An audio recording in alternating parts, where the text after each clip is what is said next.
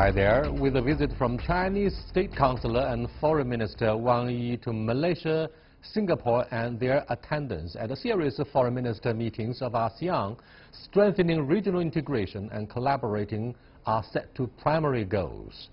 Moreover, the ASEAN countries are vowing to garner a larger role in the international arena by expanding cooperation with other partners. So what are the major priorities of the ASEAN foreign minister meetings? How do we see ASEAN's role in regional integration and cooperation? And how will regional partners enhance in-depth cooperation to counter rising trade protectionism and anti-global trends? To discuss these issues, I'm very happy to be joined in the studio here in Beijing by Liu Youfa, a former Chinese Consul General in Mumbai, India, and Dr. Sung Qingren, an associate professor from China Institute of Contemporary International Relations. We shall also cross over to Mr. Lim Tai Wei, an EAI research fellow from the National University of Singapore via satellite. That's our topic. This is Dialogue. I'm Yang Rui.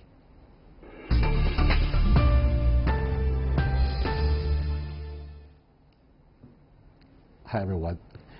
My first question, surprisingly, will be very general as to the achievements of China's neighborhood diplomacy. It seems our neighborhood diplomacy is at its best in my living memory, and therefore do you think Foreign Minister Wang's current visit to ASEAN is a kind of a charm campaign to further consolidate what we have achieved through good diplomacy? I couldn't agree more with you here. According to my observation, China's neighborhood diplomacy has been the best ever for a long time. I think the current visit by Wang Yi, the State Councilor and the Foreign Minister, will try to build on the momentum of the relations, try to have dialogues with its counterparts in the ASEAN countries in an effort to deepen the cooperation, to expand the areas of cooperation so that we will be in a better position to deal with the fluctuations of international situation, to say the least. Well, other than attending Foreign Ministers' meeting of ASEAN, State Councilor and Foreign Minister Wang Yi will pay a special visit to Singapore and Malaysia.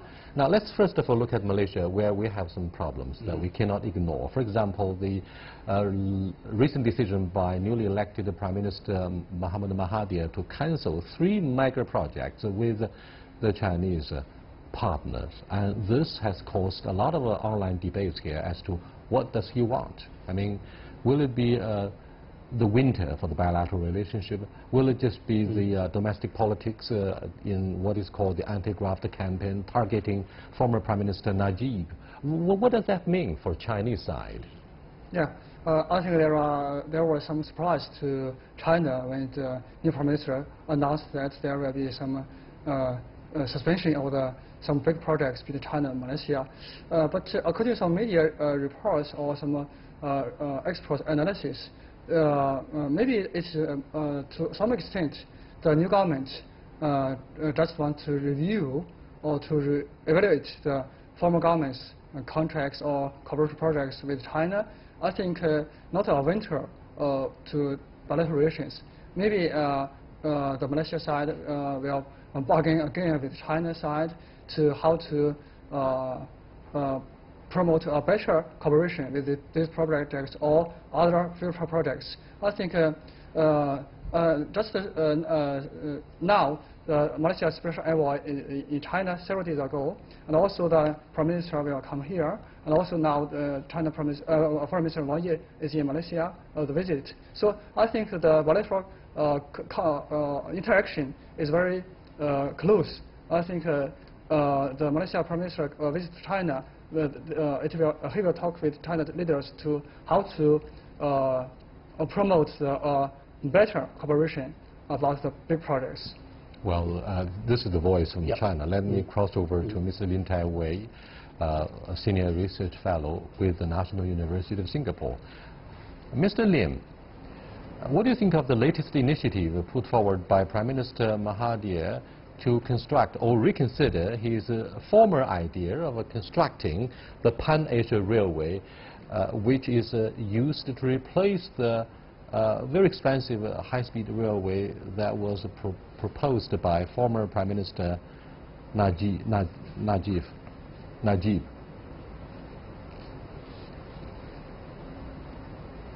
Okay, what we know at this moment is that Prime Minister Mahathir has said that he wants to review some of the big projects, and one of the big projects is a high-speed rail. So at this moment, we do not know what is the conclusion of the review. In fact, it is just at the starting stages. So it sort of requires more observation, particularly his visit to Beijing, and also, as the other speakers mentioned, the envoy's visit to China.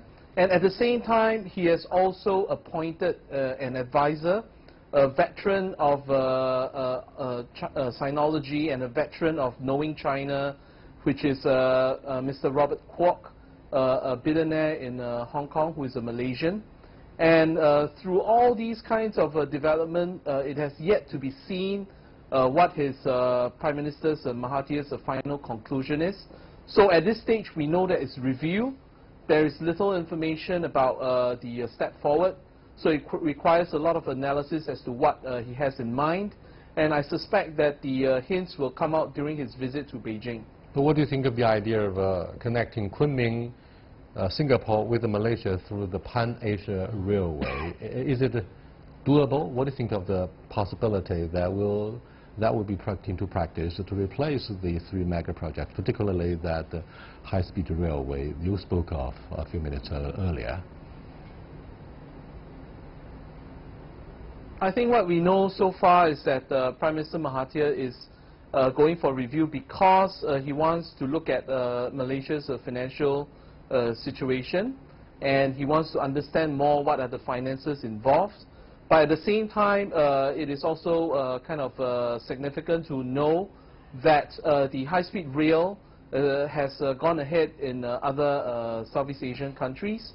For example, Laos has started constructing part of the high-speed rail, and also Thailand has proceeded with phase 1 of the high-speed rail.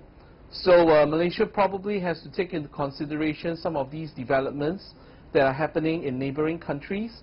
At the same time, I think Malaysia is also going for talks with neighbor Singapore about the high-speed rail in the future plans. And at this point of time, the word that the Malaysian media and also policy-making circle has chosen is review. So it's probably looking at all these surrounding factors within neighboring ASEAN countries, and also its own domestic financial situation, as well as its foreign policy in terms of visit to Beijing, before it arrives at some kind of a tentative conclusion, or at least some kind of temporary transitional decision. This visit, the first of its kind since Mr. Wang Yi became State Councilor, takes him to two countries, other than Malaysia, the other, Singapore.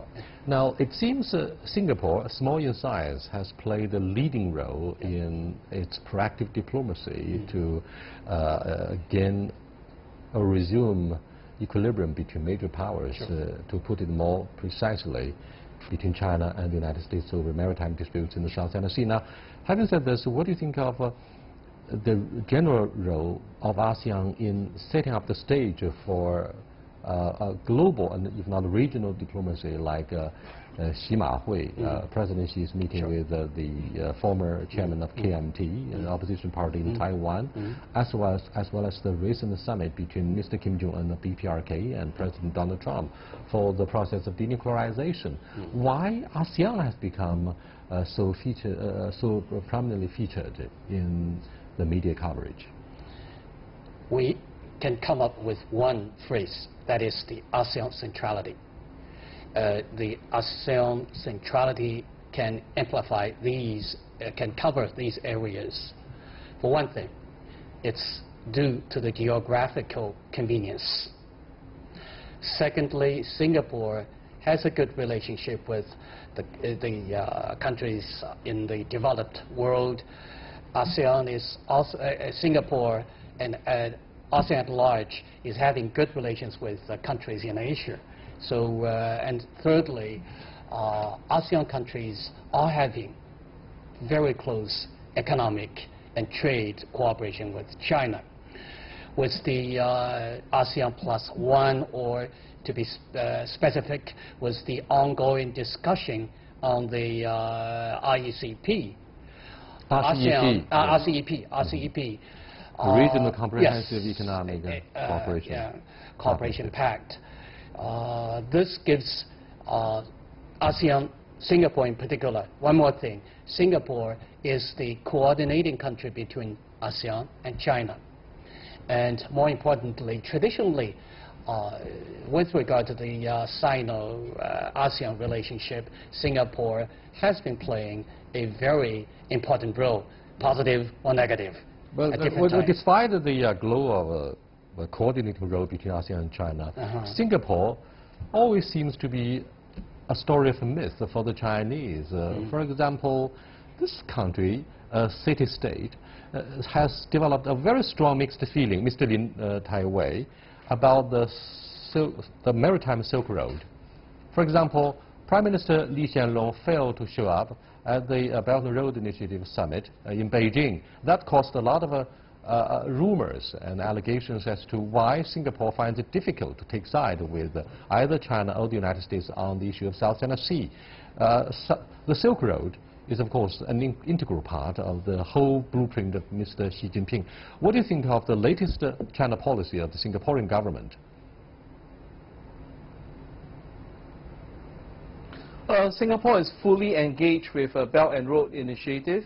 In fact, it has a huge government-to-government project in Chongqing, known as the Chongqing Connectivity Initiative. And it is also trying to expand presence in Western China, particularly since Chongqing is seen to be a hub of the Belt and Road Initiative between China as well as Central Asia. At the same time, emanating southwards from Chongqing, there is a southern corridor. This southern corridor will extend into Beibu Gulf, and it will offer a maritime route from Chongqing to Southeast Asian countries, particularly along the Mr. Lim, I appreciate your very constructive and positive insightful analysis about the practical cooperation concerning industrial parks and other mega projects between Singapore and the mainland. But I'm talking about the mixed feeling on security issues. For example, the Singaporean government provides Washington and the Pentagon with free access to your ports in terms of maritime patrols and the maritime disputes. Singapore is not one of the competing claimants, but it does capture our attention for such controversial policies. The Chinese military is, of course, not very happy about this. And I was told that the COC is put under consideration for ASEAN and China. Do you expect to have remarkable breakthroughs? What will be the deliverables with Foreign Minister Wang Yi and State Councilor Wang Yi's visit? Singapore is supportive of the Code of Conduct. In fact, as the ASEAN China chair and also the chair this year within ASEAN, Singapore was one of the prime movers of discussion for framework of Code of Conduct. And it has also seen some progress. For example, a single draft for the Code of Conduct.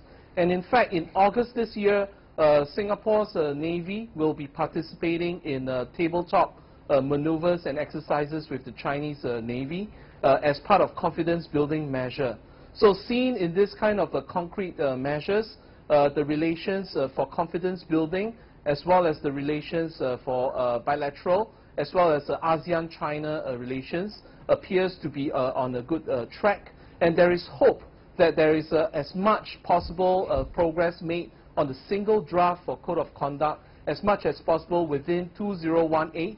And then the baton will be passed on to the Philippines as the next ASEAN-China coordinator. Another major player in the South China Sea disputes is Vietnam. Has the issue of militarization in South China Sea. That's, of course, the accusation by Washington. They accuse China of militarizing South China Sea. Now, I wonder if you can, what are your thoughts on the issue of militarization? concerning, of course, the Nan-Dash line, the land reclamation in the South China Sea. What do you think would be the worst-case scenario should the Pentagon insist that they conduct maritime patrols to ensure freedom of navigation and overflight? Yeah, since the Trump administration took power, the U.S. Navy, the so-called the patrol in South China Sea, has become more and more, and also more and more times, more and more dangerous than before. So I think, and also the U.S. and also its ally Japan or Australia wants to persuade Southeast Asia countries to confront with China on South China Sea, not just to talk with China about the COC. So I think if the U.S. can't control itself about its dangerous activities in South China Sea, there will be some possible dangerous clashes or confrontation in South China Sea. But what do you think of the future of COC and DOC being implemented between China and other claimants? Right at the moment, China and the ASEAN foreign ministers are holding a meeting and pushing for more discussions or negotiations on the COD, which will specify, the dues and the obligations and rights of each and every, stakeholder in this area, South China Sea. Right at the moment, the tension between China and the claimant countries have been gradually calming down. And the relevant countries, especially between China and the Philippines, have already started the bilateral negotiations with regard to the disputed, exclusive economic zone and the joint development of the resources in the related areas. In this case, the COD will serve as a platform for the international community to observe that ASEAN members and China do not welcome any outside intruders in this case. Because come on, Americans would always say we've never left the Pacific Ocean. Yes. President Obama said so. His successor. But I think the national leaders can say that. But let me share with you also that U.S. is not a treaty to the international maritime law. UNCLOS. Yeah. So, and secondly, the U.S. is not invited by any country yet. Even Vietnam doesn't openly say that I welcome the U.S. to come in. He's coming here to stir up the issues, to say the least. Are you suggesting Washington is a troublemaker in the region? This is, from the diplomatic perspective, if you are not welcomed by anybody and you'll care for something, not, this is something called troublemaking. Are you suggesting what you say alludes to the Asian equivalent of a moral doctrine? No. This is our backyard. It's none of your business. Your intervention with the regional affairs would amount to no longer the moral doctrine. I was a student in the U.S. I know that. It has nothing to do with the moral doctrine. It is the sovereign right of China, which is currently under dispute with the 5 claimant countries with respect to the islets and the international maritime waters. But this is the domestic issues, among countries in the region. It has nothing to do with the U.S. or any other countries in this case. If the outsiders are not welcomed or invited by the resident countries, it's evident. Prime Minister Mahathir is the longest serving politician other than Mr. Hun Sen, Prime Minister of Cambodia. Dr. Mahathir was Prime Minister for 20 years before his decision to run again, and he won the campaign by a small margin. I'm talking about Mr. Hun Sen. Hun Sen is concurrently head of the People's Party as well as head of the state, head of the Cambodian government. Now, China is accused of interfering with the internal affairs of Cambodia when it comes to the election campaign itself. What do you think of the Western criticism? Because after all, half of the foreign direct investment comes from China. And China says, what's wrong with our friendship, all-weather friendship? And therefore, Cambodia is compared by a lot of the netizens in their millions in China to the all-weather friend in South Asia, Pakistan. So what do you think of our relationship with Mr. Hong Sen, who says no to any interference about South China Sea, referring, of course, to the role of the U.S. government? So I think the first that the U.S. government or the Western governments or EU or other Western country governments, they don't like Hong Sen to keep power for a long time. They want to how to say the opposition party leader, the former leader Salansi, to replace Hong Sen in this election. But the Western's plan has failed, so they are very angry. They criticize the election, they criticize Hong Sen, and also they criticize China's observation or other activities. But where do you stand about the issue of so-called intervention? Who interferes? I mean, who's behind Salansi, the head of the opposition party? The Western countries. Western countries. Yeah, and also the Hong Sen government this year and also last year, they put up some evidence. Some videos. Wait a minute, give me a break. Now, the United States is very unhappy with the Russia Gate in their domestic politics. They say, hey, you interfere with our domestic politics by stepping into our election campaign. Now, they stepped into Cambodian election campaign. I feel a little confused. It's a messy situation. Could I share a little bit of my Exactly. Just let me share your thoughts. EU sent an observation team across the country during the general election. The conclusion it gave is fair. Election there is fair.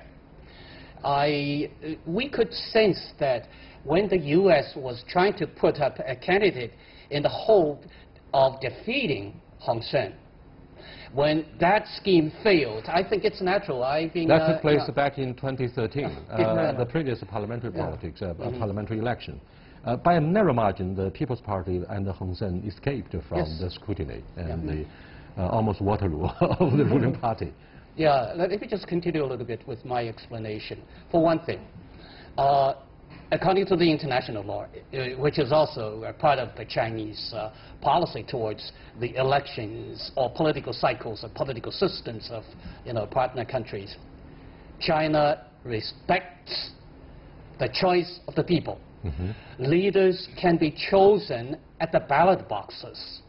So on it's fair, we respect. And China does not have to interfere because China, did not do as the Russian teams would do.